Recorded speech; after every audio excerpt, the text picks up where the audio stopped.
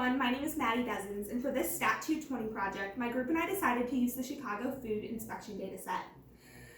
It may be helpful to pull up our website on a separate tab in order to follow closely along with our presentation, as there are some glare issues on the smartboard, and just so you can see our graphs in greater detail. For this project, there are a lot of, in this dataset in particular, there are a lot of variables. Variables such as the pass-fail rate, the location of the restaurant, the type of restaurant, different things like that. So we did an initial data exploration to look at all of the variables in the data set as a whole. Initially, when looking at the data set, we picked a guiding question, which was, is there a correlation between the income level of a zip code and the pass-fail rate of restaurants in that area? This did take some outside research, which we will get to at the end of this presentation, but keep that in mind that that was our guiding question moving through the project. To begin, in RStudio, we did a summary of the data set as a whole. A lot of our data variables were qualitative variables. So that kind of made the summary somewhat inconclusive. Looking at address, for example, it shows the number of addresses that were in the data set, but there's nothing conclusive that shows us. So although this was helpful to look at and kind of interesting, we did move on to creating more graphs in order to get a better look at the data set.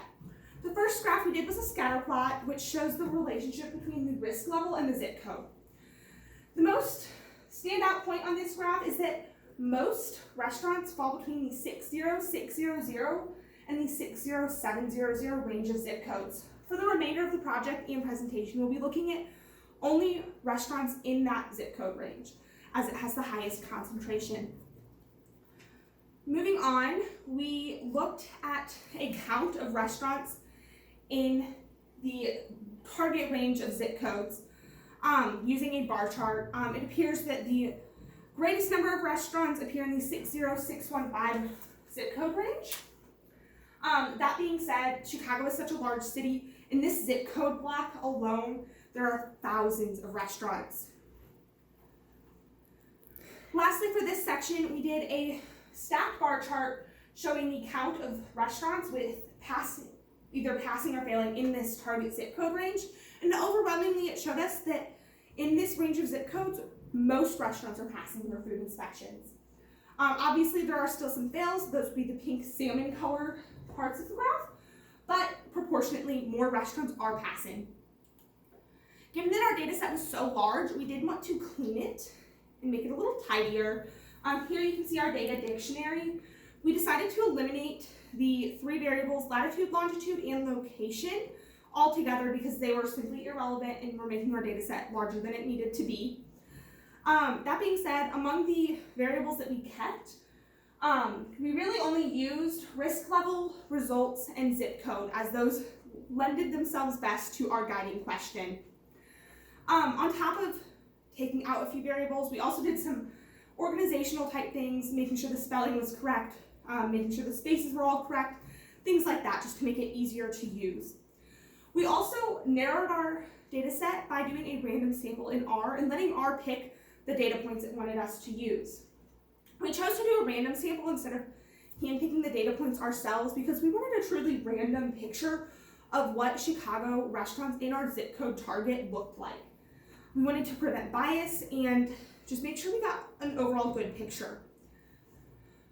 Moving on to another graph, we did a stacked bar chart with count and zip code showing the risk level of a restaurant.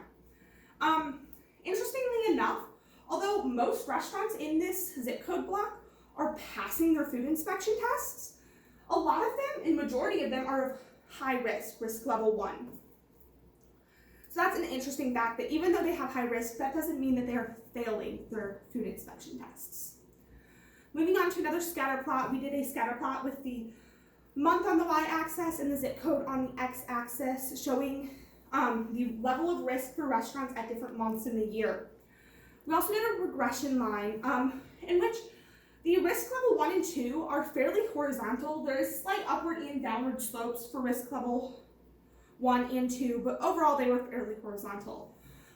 We have a hypothesis that possibly risk level 1 restaurants are likely chain and fast food restaurants such as McDonald's, which a lot of times, especially in big cities, are open 24 hours, which means they don't get the time time to close down at the end of the night and give it a thorough cleaning. There's also just a lot more foot traffic, which could produce higher risk.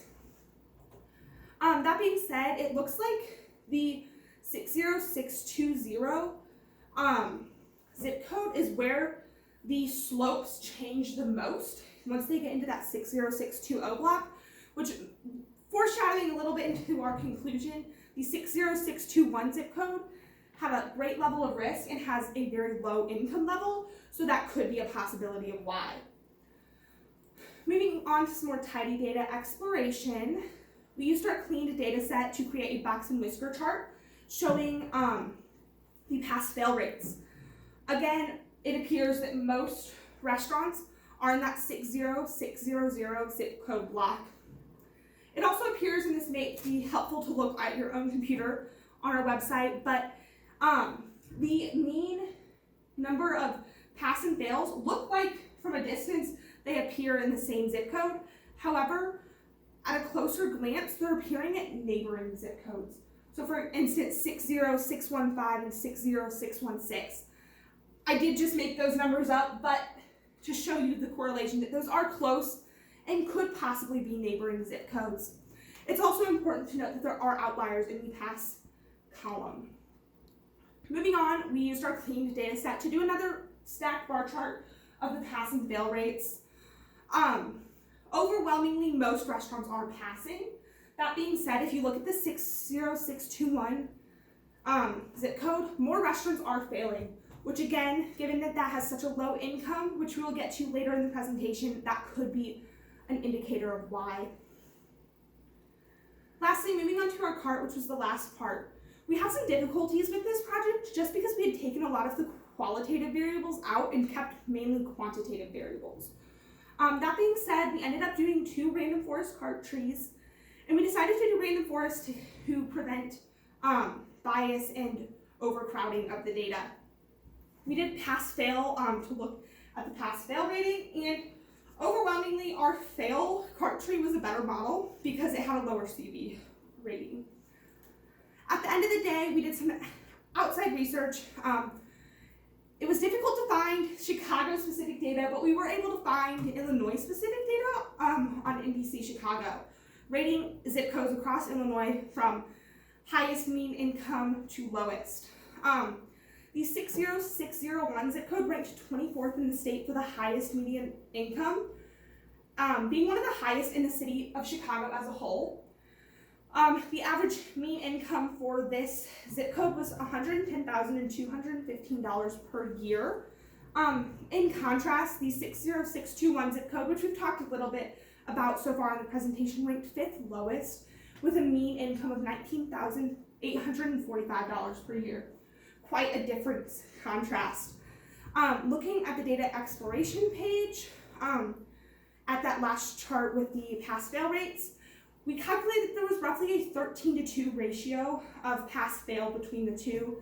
So we do find that there is a slight correlation between the income level of a zip code and the pass-fail rates. That being said, in order to find a conclusive result, we would need to do more research. Thank you.